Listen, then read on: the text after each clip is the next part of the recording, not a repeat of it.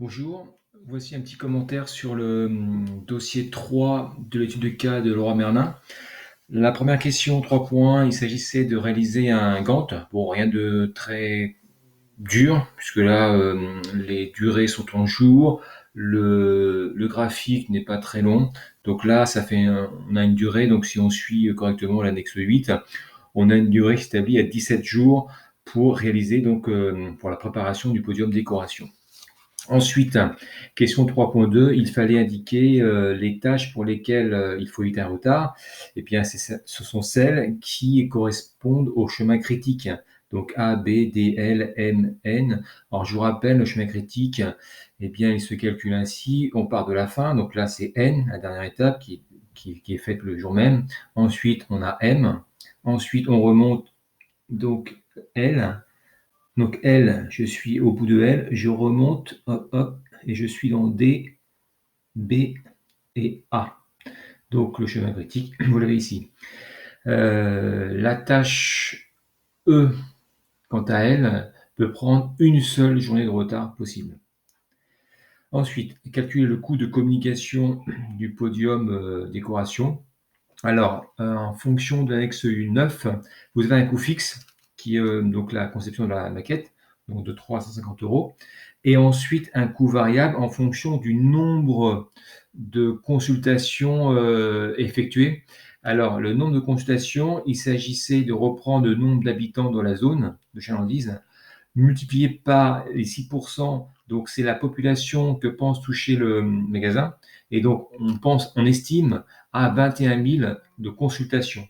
Donc 21 000 consultations, quand on reprend le tarif, on est à plus de 20 000, donc on est à 21 centimes par consultation. Donc on fait 21 000 fois 21 centimes, on trouve 4 410, donc pour un total de 4 760 en communication.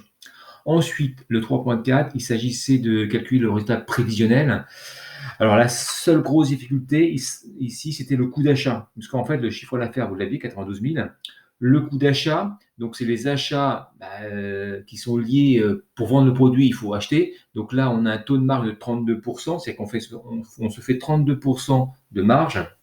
Donc, pour calculer le coût d'achat, on fait 92 000 fois 1 moins 0,32. Donc, on trouve 2560. Ensuite, bon, la communication, on reprend le chiffre qu'on a trouvé la question précédente. Le salaire, c'est donné. Les charges sociales, c'est 30% du salaire. La rémunération variable, c'est 1,5% du chiffre d'affaires. Vous l'avez ici.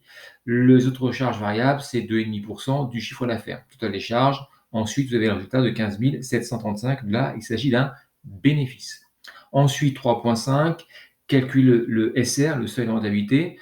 Alors, je vous rappelle, ça c'est un tableau, un compte de résultat différentiel. Donc, on a le chiffre d'affaires, on a l'ensemble des charges variables, d'accord? Donc, il faut différencier les variables ici et des charges fixes. Donc, tout ce qui est en jaune, c'est variable. Donc, on trouve 66 240, ça correspond à 72%, enfin, un produit en croix. Marge variable, donc chiffre d'affaires moins charge variable, marge variable. Ensuite, charge fixe, vous l'avez en tout ça, tout ce qui est en vert. Résultat, 15 000. Le SR en valeur, c'est charge fixe sur le taux de marge variable, donc 10 025, charge fixe, que vous avez ici, divisé par 0,28, donc le taux de marge variable. On trouve 35 000.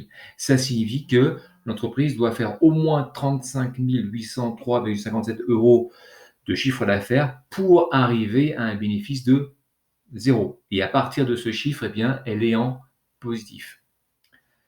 Voilà pour la correction. Merci.